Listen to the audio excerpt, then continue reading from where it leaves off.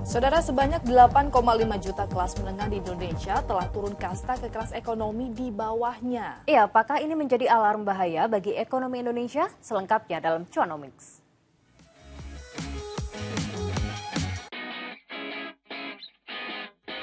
Hai, Cuanomics di sini. Apa kabarnya di sana? Aku punya pantun nih. Apa tuh? Pergi ke kantor naik bis. Cakep. Pulangnya nebeng teman sambil ngegibah. Cakep.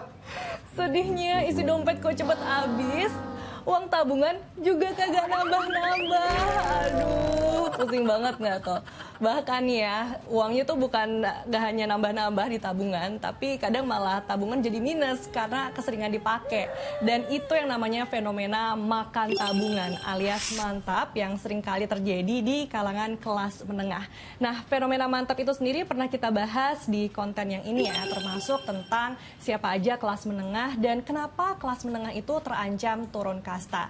Bahkan juga nih ya, berdasarkan data riset terakhir, sayangnya ini semua bukan hanya sekedar ancaman, tapi kelas menengah itu benar-benar sudah turun kasta sejak tahun 2018 hingga tahun 2023. Padahal kalau kita flashback ya, di tahun 2014 hingga 2018 itu jumlah kelas menengah sempat naik loh dari 39 juta jiwa menjadi 60 juta jiwa.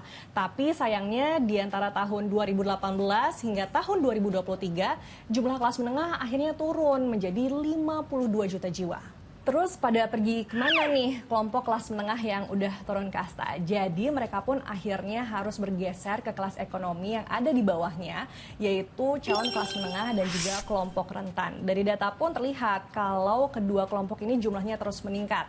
Misalnya aja kelompok calon kelas menengah yang proporsi penduduknya di tahun 2018 itu masih sebesar 49,6%, akhirnya naik menjadi 53,4% di tahun 2023. Habis itu kelompok rentan yang tadinya proporsi penduduknya masih sebesar 18,9%, itu tuh naik menjadi 20,3% di tahun 2023. Nah, turunnya populasi kelompok kelas menengah ini disebabkan oleh melemahnya daya beli masyarakat tersebut.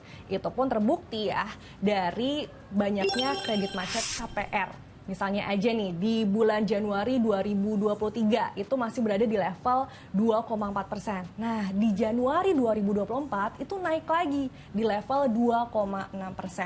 Abis itu ada lagi banyaknya kredit macet di industri perbankan ya, yang di bulan Desember 2023 itu masih sebesar 2,1%, akhirnya naik menjadi 2,3% di bulan Mei 2024. Dan satu lagi nih, bukti yang terpampang nyata yaitu penjualan kendaraan dari salah satu pameran otomotif terbesar di Indonesia yang baru digelar bulan Juli 2024 kemarin, tahu kan? Itu penjualannya menurun sebesar 19,5% kalau dibandingkan tahun 2024. Padahal kelompok kelas menengah ini menjadi tulang punggung ekonomi nasional loh. Makanya para ekonom pun bilang kalau perlambatan kelas menengah itu menjadi sebuah alarm bahaya bagi ekonomi Indonesia. Kenapa? Ya karena gini ya, pertumbuhan ekonomi Indonesia itu masih ditopang oleh konsumsi rumah tangga masyarakat.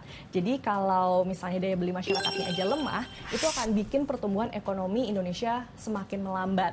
Itu pun sudah terbukti loh dari pertumbuhan ekonomi Indonesia di kuartal kedua yang sebesar 5,05% melambat kalau dibandingkan dengan kuartal pertama yang masih sebesar 5,11%. Abis itu dengan menurunnya jumlah kelas menengah itu akan bikin produk yang menyasar kelas menengah pun jadi sepi pembeli gitu ya. Kalau udah sepi peminatnya itu akan bikin juga para investor berpikir dua kali untuk melakukan investasi terhadap produk-produk tersebut.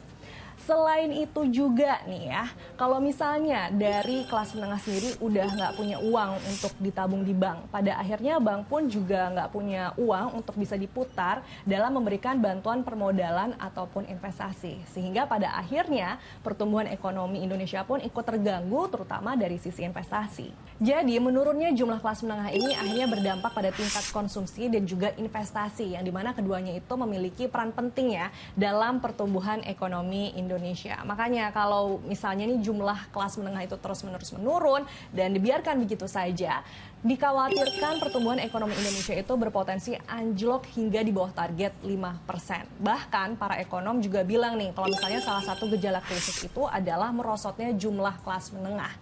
Oleh karena itu, penting banget kalau misalnya sekarang itu pemerintah membuat kebijakan yang pro terhadap kelas menengah. Seperti memberikan subsidi ya, kayak meringankan biaya pendidikan, kesehatan, ataupun intensif pajak. Dan satu lagi yang memang sangat penting saat ini adalah menstabilkan harga pangan. Nah, kalau menurut kamu sendiri apa nih yang bisa menyelamatkan kelas ekonomi menengah? Silahkan ya, share komentar kamu di sini, tapi jangan lupa untuk like and share konten ini. Sampai jumpa.